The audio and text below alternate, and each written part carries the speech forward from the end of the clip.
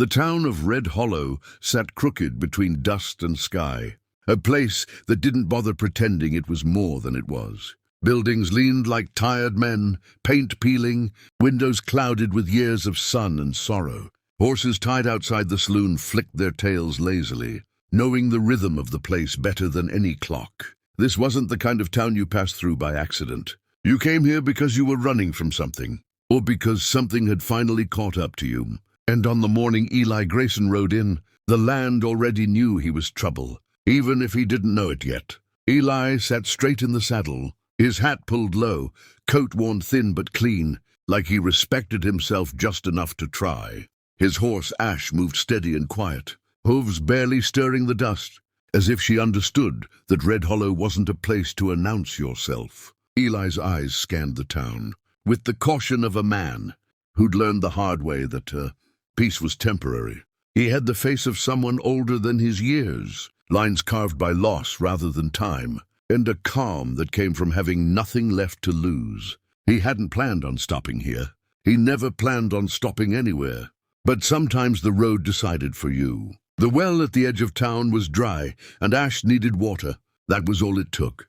Small reasons always were. As he dismounted, the saloon door creaked open, spilling out laughter that sounded forced, brittle, like it might shatter if someone said the wrong thing. A few heads turned toward him.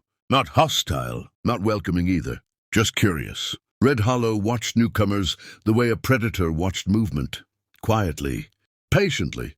Eli led Ash to the trough near the stable, finding only a thin layer of muddy water left, enough for a few mouthfuls. As she drank, a boy appeared from behind the stable, skinny as a fence post, hair sun-bleached and eyes too sharp for his age. He couldn't have been more than 12. He watched Eli without blinking, hands shoved into pockets that looked like they'd once belonged to someone bigger. "You passing through?" the boy asked, voice steady, like he'd practiced sounding grown. Eli nodded. "Was the plan?" The boy tilted his head. "Plans don't stick around here." Eli almost smiled, but stopped himself. He'd learned not to underestimate kids who spoke like that. "You live here?" The boy shrugged. For now, that answer sat heavier than it should have. Eli reached into his saddlebag and pulled out a strip of dried meat, tossing it gently. The boy caught it without surprise. "Name's Eli," he said. "You got one?" The boy hesitated just long enough to mean something. Jonah. He didn't say anything else, but his eyes flicked toward the town, toward the saloon, toward a big house on the hill with white columns stained brown by dust and time. Eli followed the look. Power lived there. You could tell. It always did. "Who runs this place?" Eli asked. Jonah chewed slowly. "Mr. Calder." Eli's jaw tightened before he could stop it. Caleb Calder, rancher, landowner, a man who collected property the way some men collected debts. Eli hadn't heard the name in years, but some things never really left you. "He owned the land?" Eli asked. Jonah shook his head. "He thinks he does." That earned a small smile from Eli despite himself. Before he could ask more, the saloon door swung open again, and a man stepped out who looked like he'd never done an honest day's work, unless it involved hurting someone. Wide shoulders, heavy boots, eyes dull with cruelty. He spat into the dust. "Boy," he barked, "get back to work." Jonas stiffened. He looked at Eli just for a second, like he was measuring something. Then he turned and walked away without a word. The man's gaze shifted to Eli. "You got business here?" Eli met his stare evenly. "Just watering my horse," the man snorted. "Then do it quick. Red Hollow don't need drifters." Eli nodded, calm as still water. "Seems like Red Hollow needs a lot of things." The man's hand twitched near his belt, but then he thought better of it. Or maybe he didn't. Either way, he turned and went back inside. Eli stayed where he was, watching the dust settle, feeling that old itch under his skin. Trouble recognized him, even when he tried to stay invisible. When Ash finished drinking, Eli hesitated. He could ride out. He should ride out. That was always the smart move. But the image of Jonah's face, sharp-eyed and tired, wouldn't leave him alone. Neither would the name Calder. Eli tied Ash loosely and headed toward the saloon. Inside, the air was thick with smoke and sweat and unspoken rules. Conversations dipped when he entered, then slowly resumed. He took a seat at the bar, nodding to the bartender, a woman with iron-grey hair and eyes that had seen too much to bother reacting anymore. "Water," Eli said. She raised an eyebrow but poured it anyway. "You're new," she said. "I notice things." "So I've heard," Eli replied. "What else you notice?" She studied him. "You don't belong here." He took a sip. "That's not new." She leaned in slightly. "Calder don't like surprises." Eli set the glass down. "Neither do I." That got a breath of a smile out of her. Across the room, men laughed too loud. Cards slapped the table, coins clinked. Life went on, even when it was rotten. Eli finished his water and stood. "Thanks." As he turned to leave, a voice called out, "Grayson?" The name hit him like a gunshot. Eli froze, then slowly turned. A man stood near the stairs, older, beard gone grey, eyes sharp with recognition and something like regret. "Didn't think I'd see you again," the man said. Eli exhaled. "Guess the land remembered my name." Silence stretched. Everyone felt it, even if they didn't know why. Outside, the wind picked up, rattling shutters, carrying the weight of things about to break. Eli knew then that riding away wasn't an option anymore. Red Hollow had claimed him the moment he stepped into its dust. Morning in Red Hollow didn't arrive gently. It slammed down like a verdict already decided. Sunlight spilled over the hills and struck the town, hard enough to pull every secret into the open. And Eli Grayson felt it before he opened his eyes. He'd slept in the stable beside Ash, the smell of hay and old wood grounding him in a way beds never could. Outside, the town creaked awake, boots on porches. A distant hammer? The low murmur of people who lived with fear so long they forgot it had a sound. Eli sat up slowly, memories from the night before tightening around his ribs. The name Calder echoed again, louder now, heavier. He knew running wasn't an option anymore. Some debts didn't follow you quietly. They waited until you were tired enough to face them. As he stepped outside, Jonah was already there, sitting on an overturned crate, tracing patterns in the dirt with a stick, like he was mapping an escape route only he could see. He looked up, eyes sharp as ever. "You stayed," Jonah said. Eli nodded. "Looks like I did." Jonah's mouth twitched, not quite a smile. "People who stay usually regret it." Eli crouched down to his level. "People who leave regret things too." That landed. Jonah glanced toward the hill, where Calder's house loomed like a threat that had learned how to dress itself up nice. "He's angry," Jonah said quietly. "He knows you're here." Eli exhaled through his nose. "Figures." Before Jonah could ask more, the sound of hooves cut through the air, fast and deliberate. 3 riders tore down the main road, dust rising behind them like smoke. Calder's men. Everyone knew their rhythm, their cruelty, the way they smiled like they already owned whatever they were riding toward.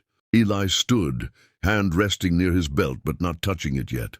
The riders stopped hard, one of them dismounting with a grin that didn't reach his eyes. "Mr. Calder requests your presence," he said, voice dripping with mock politeness. Eli tilted his head. "Request's a strong word," the man shrugged. "He don't like refusals." Eli looked at Jonah, then at Ash, then back at the man. Tell him I'll come." "On my terms." The grin faded. "You don't got terms here." Eli stepped closer. Close enough that the man could see he wasn't bluffing. "Then tell him I'm already on his land. And I'm not impressed." Silence stretched, dangerous and electric. Finally the man spat and swung back into the saddle. "Noon," he snapped. "At the house." The riders turned and thundered off, leaving the town holding its breath. Jonah swallowed. "You shouldn't go." Eli rested a hand on the boy's shoulder. "Somebody has to." By noon the hill felt steeper than it looked. Eli walked it instead of riding, feeling every step, letting the land remind him why he was here. Calder's house stood tall and wrong, too clean for a place built on stolen ground. Inside, the air smelled like polish and power. Caleb Calder waited in the main room, hands clasped behind his back, eyes cold and calculating. He hadn't aged well. Money kept his body comfortable, but nothing softened his soul. "Eli Grayson," Calder said smoothly. "I wondered when you'd crawl back." Eli met his gaze without flinching. "Didn't crawl, rode." Calder smiled thinly. "You always did think you were better than this place." Eli's jaw tightened. I thought people deserved better than you, Calder laughed softly. Still holding on to that nonsense? He circled Eli like a man inspecting livestock. You left. You gave up your claim. Eli's voice stayed even. I didn't give up anything. You took it. Calder stopped in front of him. The law says otherwise. The law you bought, Eli shot back. Calder's smile vanished. Careful. Eli stepped closer.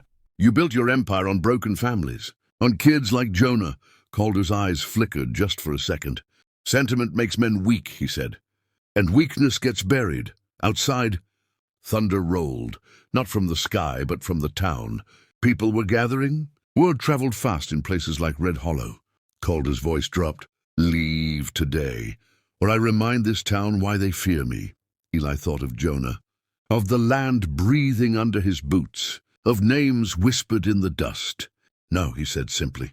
Calder stared at him, then nodded once. So be it. The first gunshot shattered the silence. But it wasn't Eli's. It came from outside. Then another. Shouts. Chaos. Eli moved fast, instinct taking over, diving as Calder's men poured into the room. The house exploded with sound and splintered wood. Eli fought his way through. Not for pride, not for revenge, but because some fights chose you whether you wanted them or not. Outside, the town had risen up. Men and women who'd bent for too long finally snapped. Jonah stood near the stable, rifle shaking in his hands, but eyes steady. Eli locked eyes with him across the dust and nodded once. When it ended, the house stood scarred and broken. Calder dragged out into the sunlight, stripped of the power he'd worn like armor. The sheriff, pale and shaking, finally found his spine and read the charges everyone already knew by heart. Calder screamed about ownership, about rights, about how this town would fall apart without him. No one listened. The land didn't either. As Calder was taken away, Red Hollow exhaled for the first time in years. Silence settled, not empty this time, but full. Eli stood at the edge of town as dusk bled into the sky. Ash beside him, Jonah at his side. You leaving now? Jonah asked. Not yet, Eli said. The dust didn't magically disappear, and the building still leaned like tired men who'd carried too much for too long. But something changed anyway. You could feel it in the way people stood a little straighter, in how doors stayed open longer at night, in how silence stopped feeling like fear and started feeling like rest. Eli Grayson noticed it the morning after Calder was taken away, when the sun rose without tension pressing against his chest. He stood on the porch of the old boarding house where he'd spent the night, coffee cooling in his hands, watching the town wake up. A woman swept her storefront without rushing. Two men repaired a fence together, talking low but steady. Life, real life, not survival, had started to creep back in. Eli knew better than to think this meant the story was over. Towns didn't heal overnight. Neither did people. Jonah found him there, boots scuffing the dirt, hair still wild from sleep. They say the sheriff's sending word to the capital, the boy said. About the land. About Calder. Eli nodded. Good. Jonah hesitated. They also say they don't know what happens next. Eli took a slow sip of coffee. Neither do I. That answer didn't scare Jonah the way it might have once. He leaned against the porch post, looking out at Red Hollow like he was seeing it for the first time. I used to think this place was cursed, Jonah said, like it was built wrong. Eli glanced at him. Maybe it was just stolen. That sat between them, heavy but honest. Later that day, the town gathered. Not because anyone ordered them to, but because something inside them said it was time. They met near the old well, the dry one that had failed Eli the day he arrived. Someone brought tools. Someone else brought papers. Plans started forming in half-sentences and hopeful pauses. The land Calder had claimed was divided on paper, but in reality, it had always belonged to the people who worked it. Bled on it, buried loved ones in it. Eli stood at the edge of the crowd, content to watch, until the bartender, the iron-eyed woman, found him. You're not leaving yet, she said, not a question. Eli smiled faintly. Guess not. She studied him. You always planning to fix things and disappear? He shrugged. Sometimes fixing means staying. That earned a nod of approval. Not long after, the sheriff approached, hat in hand. humility sitting awkwardly on his shoulders. "Town could use someone like you," he said. "Someone who ain't scared to stand when it matters." Eli met his gaze. "Town's got enough people like that." "Already?" The sheriff looked out at the crowd. "Maybe now we do." As days passed, Red Hollow began the slow work of becoming something new without forgetting what it had been. Records were rewritten, claims challenged, Calder's men scattered, power draining from them the moment fear stopped protecting them. Some nights were restless. Ghosts didn't leave quietly. Eli knew that better than anyone. He woke more than once with his heart racing, memories clawing their way back. The fire, the shouting, the night he'd left everything behind because staying had felt impossible. Jonah noticed, he always did. One evening, they sat near the edge of town, watching the sun burn red against the horizon. "You ever think about leaving again?" Jonah asked.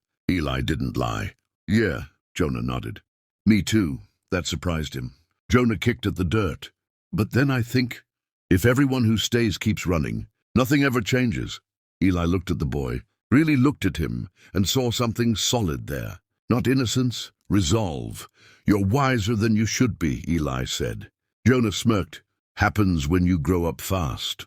The well was fixed by the end of the week. Fresh water spilled into the trough, clear and cold, reflecting the sky like a promise. Eli watched Ash drink, the sound grounding him. The land was healing in small ways, honest ways. One afternoon, a letter arrived bearing a government seal. The capital acknowledged the corruption, promised oversight, reforms, justice that moved slowly but surely. The town listened as it was read aloud, hope cautious but real. When it ended, no one cheered. They didn't need to. They'd already proven they could stand on their own. That night, Red Hollow gathered around fires, not to fight but to remember. Stories were told, names spoken, loss shared instead of swallowed. Eli listened more than he talked, letting the town stitch itself back together around him. Jonah sat close, eyes bright in the firelight. "You think the land remembers this part too?" he asked. Eli stared into the flames. "I think the land remembers everything." As the fire burned low, Eli realized something he hadn't allowed himself to consider before. He wasn't just passing through anymore. Red Hollow wasn't a stop on the road. It was the road, the place where running ended, the place where staying finally meant something. When dawn came, Eli saddled Ash and rode out past the edge of town, Jonah walking beside him. The plains stretched wide and quiet. Eli stopped at the ridge, looking back one last time. "You don't have to come," Jonah said. Eli smiled. "I know." He turned Ash around and rode back down toward Red Hollow, dust rising behind them, not as a warning, but as a signature. The land shifted under hoof and boot, remembering his name, not with anger this time, but with acceptance. Some stories ended with gunfire.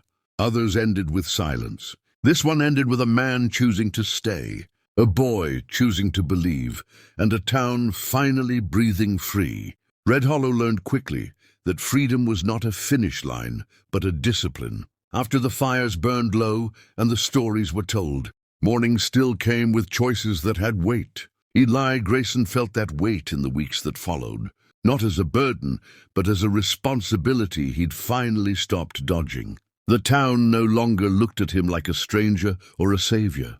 They looked at him like a man who showed up and stayed, which somehow felt heavier than either. Work replaced fear. Fields were measured again, fences rebuilt not to divide, but to mark what was shared. Arguments still happened, about water rights, grazing paths, old grudges, but they ended in talk instead of threats. That alone felt like a miracle.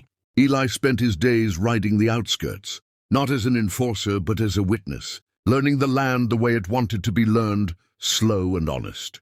Jonah rode with him more often now, quieter than before, listening more than speaking, absorbing the shape of responsibility the way a boy learns the balance of a saddle. One afternoon, a rider came in hard from the east, horse-lathered, eyes sharp with news. The capital hadn't just acknowledged Calder's crimes. It was sending men to inspect every claim tied to his name. That kind of attention could heal a town or tear it apart. Red Hollow felt the tension rise again, thinner this time, but real. Eli knew outsiders brought rules that didn't always understand the land. He also knew hiding would only invite worse. When the officials arrived days later, stiff-backed and sunburned, Eli stood beside the sheriff and the townspeople. Not defiant, not submissive, honest. Papers were examined, questions asked, lines drawn and erased. Some families learned the land they worked would finally be theirs. Others learned they'd have to share or start again. There were tears. There was anger. There was relief so sharp it felt like grief. Eli stayed present through it all, saying little, making sure no one was alone when the truth landed. Jonah watched closely, seeing how strength sometimes meant letting people be unhappy without turning away. When the officials left, Red Hollow was smaller on paper, but larger in spirit. That night, Jonah asked the question he'd been carrying for weeks. What happens when they're all gone? Eli didn't pretend not to understand. Then it's just us, he said. And what we choose. Jonah nodded slowly. That scares me. Eli smiled, soft and real. Good, means it matters. Trouble didn't disappear entirely. It never did. A few of Calder's old allies tested the edges, trying to reclaim what fear once handed them freely. They found a town that no longer bent. No gunfight came, no blood. Just doors closed, voices raised together, and a line no one crossed. Eli realized then that Red Hollow no longer needed him the way it once had. That knowledge didn't hurt. It settled. One evening, standing at the ridge again, Eli felt the road calling, not as escape, but as continuation. The world was bigger than this town, and justice didn't end at its borders. He told Jonah the truth that night. I won't stay forever. Jonah swallowed, then surprised him by nodding. I didn't think you would. Silence stretched, not broken. But you'll come back, Jonah said. Eli looked at the stars, steady and indifferent and eternal. Yeah, he said. I will. The morning Eli rode out, Red Hollow didn't watch him go with fear. Jonah stood beside Ash, holding the reins until Eli mounted. Don't take too long, the boy said. Eli smiled. Don't grow up too fast. He rode east this time, dust rising behind him like punctuation instead of a question. The land didn't pull at him anymore. It trusted him to return. And Red Hollow, standing stronger in the sun, knew that its story wasn't finished, but it was finally its own.